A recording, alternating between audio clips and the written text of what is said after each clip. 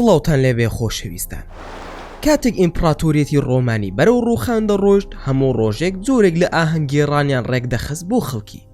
هاوڵاتیان درکیان بەو ڕاستیە کردبوو کە ئیمپراتۆریەتەکەیان خەریکە دەڕوخێ، بەڵام ئەوان نەیان دەزانی بۆچی ئەمە ڕوودەدات، چونکە ئەوان سەرقاڵ بوون بە خۆشی و شانۆگەری و خواردنی ئەو خۆراکانەی کە بەسەر هەمویاندا دابەش دەکرا. لەوانەیە بپرسی بۆچی فەرمانڕەواکانی ئەو سەردەما ئەو کارانەیان دەکرد. دڵنیا بە لەوەی وەڵامی پرسیارەکەت وەردەگری. ئەمە تۆیت کاتێک شەوانە ناتوانی بخەویت و ئارەزووی ئەوە دەکەی کە مۆبایلەکەت هەڵبگریت و دەست بکەی بە گەڕان بە دوای ئەو شتانەی کە ئارەزویان پێ دەکەی، و لە ناکاو ئارەزوەکانت دەستت بەسەردا دەگرن و دەست دەکەی بە سیرکردنی پۆڕن، کە سیرکردنی کاریگەری زۆر خراپی لەسەر هۆرمۆنی تێستێسترۆن دەبێت و زۆر جار لە کەسێکی ئاسایی دەتگۆڕێت بۆ کەسێکی هاوڕەگەز خواست. پێویستە لەوە تێبگەی کە پۆڕن چەکێکی سەربازیە و ئەم چەکەش بۆ لە ناوبردنی ڕوحت دروست کراوە. ئەوان ئەو هێزە دەزانن کە لە ڕوحتدا بوونی هەیە، ئەو هێزەی کەوا دەکا باشترین ژیان لەسەر زەوی بژی، کە بریتێ لە پەرستنی خودا و دوورکەوتنەوە لە گوناه و گەیشتن بەو ئامانجە گەورانەی کە جیاوازی باش دروست دەکەن لە جیهاندا. بەڵام بیهێنە بەرچاوت، کەسانێک هەن کە هەرگیز ناتوانن لە ماوەی ژیانی خۆیاندا هەست بەو هێزە ڕوحیە بکەن، و بەو پێی تۆ کلیکت لەسەر ئەم ڤیدیۆیە کردووە، لەوانەیە تۆ یەکێک بیت لەو کۆمەڵەیە.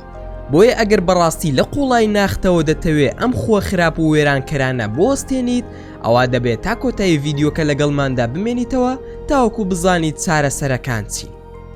یەکەم، بە ڕۆژوو بوون. پێغەمبەری خودا درودی خودای لەسەر بێت ڕێنمایی گەنجەکانی نەکردووە بۆ خۆی نهێنی و ئەگەر شتێکی باش بواە ڕێنمایی دەکردن بۆ ئەو کارە. بەڵام دەربارەی هاوسەرگیری و بە ڕۆژوو بوون فەرموویەتی: ئەی کۆمەڵی گەنجان، هەر کەسێک لە ئێوە توانای هەیە با هاوسەرگیری بکە، چونکە چاوی مرۆڤ و پاکی زەی دەپارێزێ، و هەر کەسێک توانای ئەوەی نییە با بە ڕۆژوو بێت و دەیپارێزێ لە زینە. ئەم فەرموودەی باسمان کرد لە بوخاری و موسلیمدا هاتووە. ڕۆژوو ڕێگری دەکا لە ئارەزوو، بەڵام نابێت تەنها بە ڕۆژوو بیت لە خواردن، بەڵکو دەبێت بە تەواوی پارێزگاری لە هەموو لایەنەکانی ڕۆژوەکەت بکەیت. هەروەها دەبێت لەگەڵ ڕێبازێکی گشتی یان زاهید لە ژیانتدا تێکەڵ بیت. هەوڵ بدا خۆت بپارێزی لە پشووی زیاد لە پێویست، و کەمکردنەوەی هەندێک چالاکی و کردار، وەک کەمکردنەوەی یاری ئەلکترۆنیەکان و کەمکردنەوەی زیادە ڕۆی لە خواردن و بەتایبەت لە خواردنی شیرینی، چونکە کاتێک مرۆڤەکان لە پشوو دەست بە تاڵی درێژدا دەژین، مەیلیان بۆ لە ناوبردنی خۆیان دەبێ و لە ناکاو دەبینن کە خەریکە لە ئارەزوەکانیاندا نوقم دەبن. پێویستە ڕوبەڕووی سەختیەکانی ژیانت ببیتەوە. باشترین چارەسەر هاوسەرگیریە، بەڵام وەک پێشتر باسمان کردووە، ئەگەر لە دڵتدا خۆشەویستی بۆ ئەو کارە خراپانە هەبێت، ئەوە هەرچەندە تۆ لە ڕێگەی هاوسەرگیریەوە بتەوێت خۆت بپارێزی، بەڵام لەوانەیە تووشی هاوسەرێک بیت کە بە هەمان شێوەی تۆ خراپەکاری لە دڵیدا هەبێ.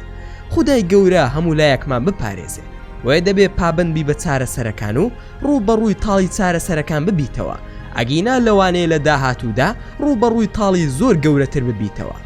هەموو هەوڵێک بدە بۆ ئەنجامدانی نوێژەکانت لە کاتی خۆیدا و پلانێکی ڕۆژانە دابنێ بۆ خوێندنەوەی قورئان، بۆ ئەوەی پێکەوە ببنە شیفا بۆ دڵت.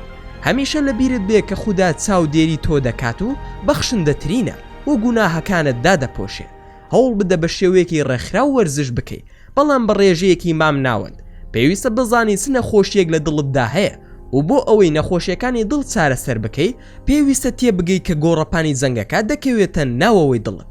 سێ جۆری جیاوازی دڵبوونی هەیە: دڵی پاک کە تەرخان کراوە بۆ خودا، و ئەم جۆرە دڵات چاکەی خۆش دەوێت و ڕقی لە خراپە دەبێتەوە، و خۆی لە گوناهەکان بە دوور دەگرێت و تەنانەت ئارەزووی ئەنجامدانی تاوان لە خۆیدا دەسڕێت و لای دەبات.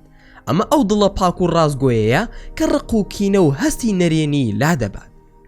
جۆری دووەم پێی دەوترێت دڵی نەخۆش، کە نەخۆشی تێدایە، لەوانەیە بە تەواوەتی نەخۆش بێت یان بە نزیکەی تەندروست بێ. واتە ئەم دڵە گۆڕەپانی ڕوبەڕووبوونەوەیە کە تێیدا فریشتەکانی خودا و شەیتانەکان شەڕ دەکەن لە پێناو ڕاکێشانی سەرنجی دڵت بەلایەکدا. و جۆری سێیەم پێی دەوترێت دڵی مردوو. ئەمە ئەو دڵەیە کە چیتر هەست بە خراپی و تاوان و شەرمەزاری ناکە، و چیتر هەوڵی باشتر بوون نادا، بەڵکو بە پێچەوانەوە خۆی ڕادەستی گوناهەکان دەکات.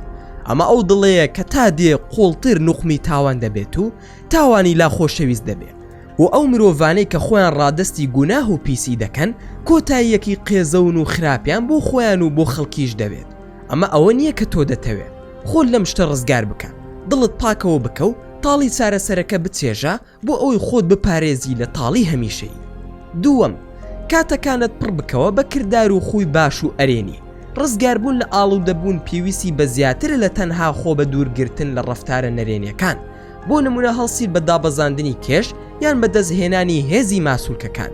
پێویستە دەست بکەی بە جێبەجێکردنی چالاکی و خۆ ئەرێنیەکان کە بەشدارن لە گەشەکردن و بەرەو پێشبردننی خودت.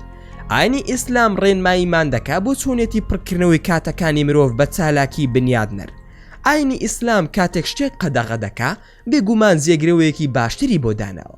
پێغەمبەر موحەممەد درودی خودای لەسەر بێ فەرموویەتی: سوود لە 5 شت وەربگرە پێش 5 شت، سوود لە گەنجید وەربگرە پێش پیری، هەروەها تەندروستیت پێش نەخۆشی، هەروەها دەوڵەمەندیت پێش هەژاری، کاتە بەتاڵەکان شت پێش سەرقاڵی و ژیانیش سوودی لێ ببینە پێش مردنت. کاتێک مرۆڤەکان گەنجن پڕن لە وزە و توانای ئەویان هەیە لە پێناو خوددادا زۆر کار ئەنجام بدەن، بەڵام بەداخەوە لە ڕۆژگاری ئەمڕۆدا زۆر جار دەبینین ئەم وزەیە بە شێوەیەکی تر بەفیڕۆ دەچێت. وەک دەبینین زۆرێک لە گەنجەکانمان لە تەماشاکردنی پۆڕن ئەم وزەیە بەفیڕۆ دەدەن. پێویستە سوود لە تەندروستی باشمان وەربگرین پێش ئەوەی نەخۆشی یان کەم ئەندامی زاڵ بێت بە سەرماندا. زۆر جار درک بەوە ناکەین کە تەندروستیمان بەخششێکە لەلایەن خودداوە پێمان دراوە و لە دوا ڕۆژدا پرسیارمان لێ دەکرێت دەربارەی ئەوەی چیمان دەکرد کاتێک تەندروست بووین. زۆر جار نرخی بەخششەکان نازانین. ئەو سامانەی هەمانە یەکێکی ترە لە بەخششەکانی خوددا. لەم چوارسێوەیەدا مەرز نییە سامان بەو مانەیە بێت کە ئێمە بڕەپارەیەکی زۆرمان هەبێت و بتوانین ئەوەی بمانەوێ بیکڕین، وەک کڕینی خانوە گەورەکان یان گرانترین ئۆتۆمبیلەکان، بەڵکو شتی سادەتر وەکو ئەو سەقفەی لە ژێری دەخەوین و جل و بەرگی ناو دۆڵابەکانمان و هەروەها خواردنی ناو ساردکەرەوەکانمان. وامان لێ دەکا یەکێک بین لە دەوڵەمەندترین کەسەکانی جیهان. ئەمەش ڕاستیە کە زۆر جار پشتگوێی دەخەین، بە تایبەت کاتێک کەسانێک دەبینین کەلوپەلی دنیاییان لە ئێمە زیاترە. لەو کاتەدا لە بیرمان دەچێت تەماشای ئەو کەسانە بکەین کە لە ئێمە بارودۆخیان خراپترە. ئیسلام هەمیشە هانمان دەدا کە زۆرترین سوود لە کاتەکانمان وەربگرین و تا دەتوانین کاتەکانمان لە پێناو خوددادا بەسەربرین. دەبێت سوود لەو کاتانە وەربگرین کە پێمان دراوە و بە پێی توانای خۆمان چاکە بکەین، چونکە هەمومان باش دەزانین ئەو کاتێ پێمان دراوە تێدەپەڕێ. کاتەکانە لەسەر ئەم پیسیە بەسەر مەبە، سوودت پێ ناگەێنێ، بەڵکو تەنها دڵ و دەروون و ژیانت وێران دەکە. و کۆتا بەشی فەرمودەکە ئەوەیە کە ژیانمان بە دەرفەت بزانین پێش مردنمان. هەموو شەوێک کە دەخەوین دەچینە حاڵەتێکەوە کە تێیدا ڕۆح جێمان دەهێڵێ و کاتێک هەڵدەستین پێویستە بزانین کە تەنها خوددایە دووبارە ڕۆح دەگەڕێنێتەوە بۆ جەستەمان و دووبارە هەلێکمان پێدەدا بۆ پەرستنی خۆی.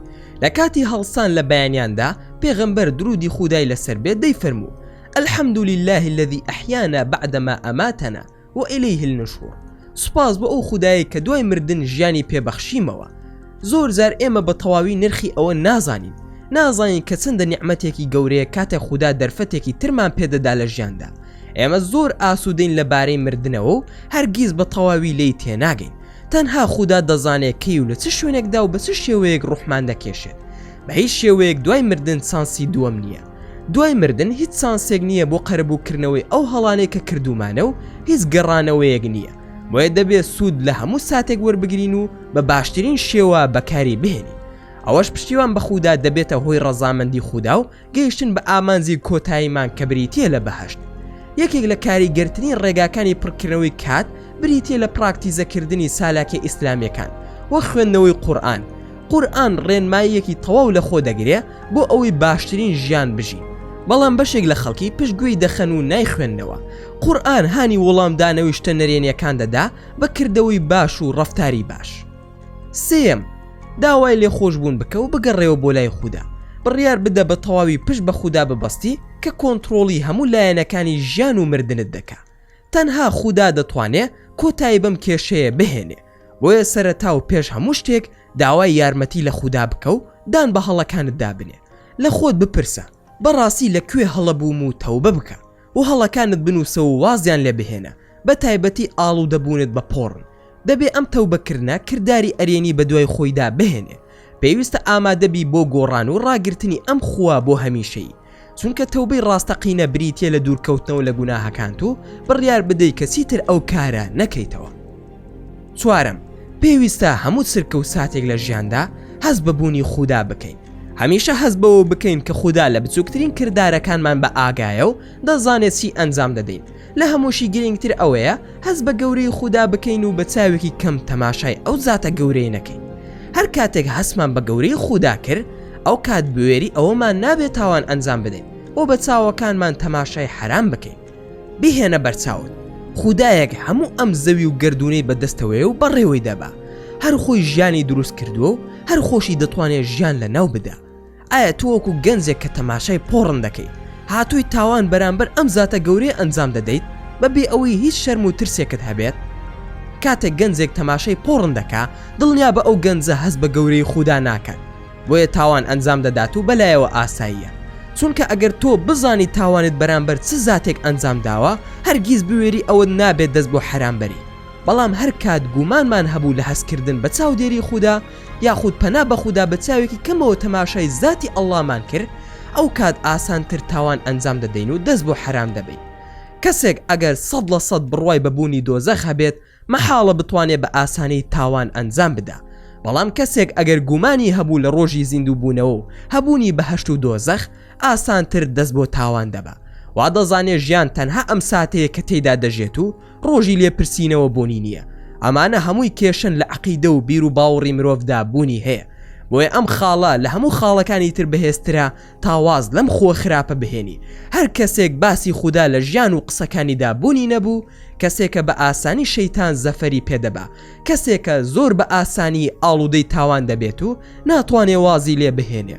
تەنانەت گەر واز لە تاوانیش بهێنێ بە ئاسانی دەگەڕێتەوە سەری، چونکە هیچ پاڵنەرێکی بەهێز نییە تا پەردەوامی پێ ببەخشێت لە وازهێنانەکەی. ئەو زۆرە مرۆڤانش کەسانێکی بێ ئامانجن، خۆشیان نازانن لە پێناو چی ژیان دەکەن، تەنها ڕۆژەکان دەژمێرن و خۆیان بە چێژێکی کاتیەوە سەرقاڵ دەکەن. خەڵکانێکی بێهەست و سۆزن، ناتوانن ببنە هاوڕێیەکی باش، ناتوانن ببنە سەرکردە، تاکە چارەسەریان ئەوەیە پەیوەندیان لەگەڵ خودا چاکەوە بکەن، چونکە ئەوان دژایەتی فرمانی زاتێک دەکەن کە خۆشی و ناخۆشی هەر بەدەست ئەو زاتەوەیە.